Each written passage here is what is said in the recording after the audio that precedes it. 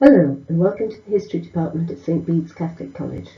During this presentation I would like to give you some ideas about why you should study history at A-level and why you should study it at St Bede's. As Martin Luther King said, "We're not makers of history, we are made by history." Cicero, the Roman statesman and academic, writing in the 1st century BC, said, "To know nothing of what happened before you were born is to remain forever a child."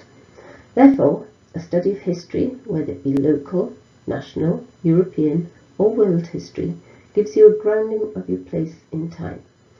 It helps you to understand how societies have changed. It gives you an insight into the political, economic, religious and cultural changes of a particular period, and it provides the warning signs for catastrophes in the future, although whether we learn from the mistakes of the past is arguable. At St Bede's we study the AQA history syllabus. Your A-level will consist of 3 components. You sit 2 exams, each lasting 2 hours, and write an NEA, non-examined assessment, which is a piece of coursework. The first component is a breadth study across a wide time span, and in this case we have chosen a study of the Tudors from 1485 to 1603.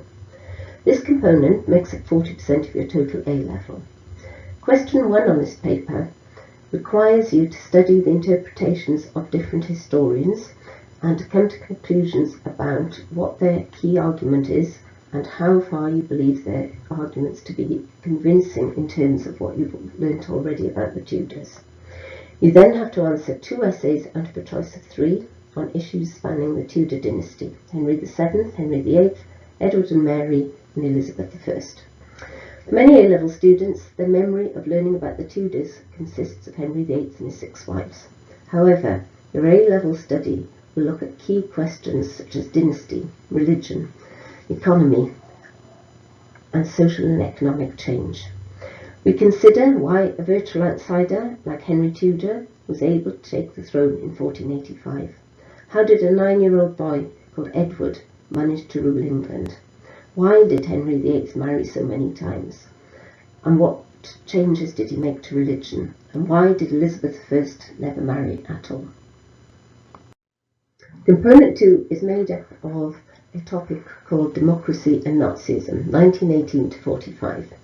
In this component you will look in depth at the period, and you will still have to answer 2 essays out of 3, but question 1 on this paper involves a study of sources which are contemporary to Germany at this time. Key questions that you might consider when studying this topic are things like: why did the Treaty of Versailles, a settlement meant to bring about peace after the First World War, sow the seeds of a future war? Or how did one of the most liberal republics after World War I, the Weimar Republic, turn into one of the most right-wing regimes in just a period of 5 years? Or the big question: why was the Holocaust allowed to happen? Component 3 requires you to research and write a 4,500 word essay based around your own research. At St Bede's we focus on the development of African American civil rights over the period of 100 years between the 1860s and 1960s. Each student will find a particular area of study that interests them, and they will be required to do some primary research themselves, use academic historians and include contemporary sources into their writing.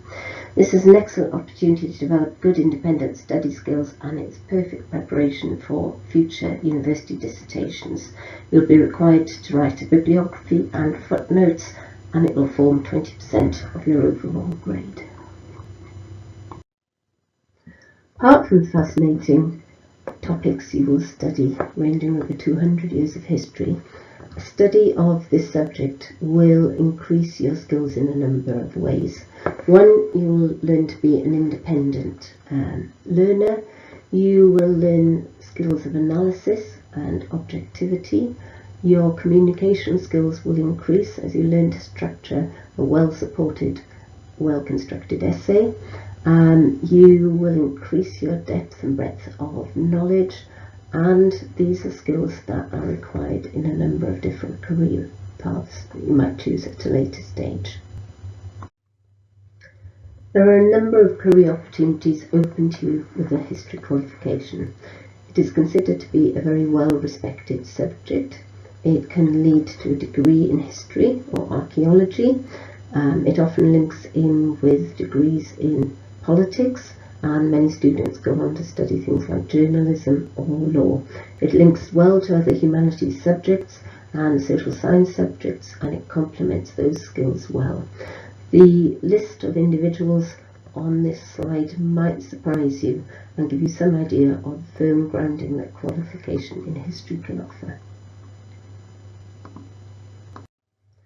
St Bede's History Department has a very good reputation of offering extracurricular opportunities for its students.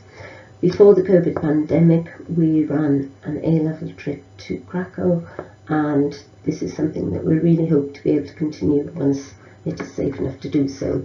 We visited the beautiful historic city of Krakow, we studied Jewish history of the city, and combined this with a tour of Auschwitz-Birkenau to coincide with the death day of Germany.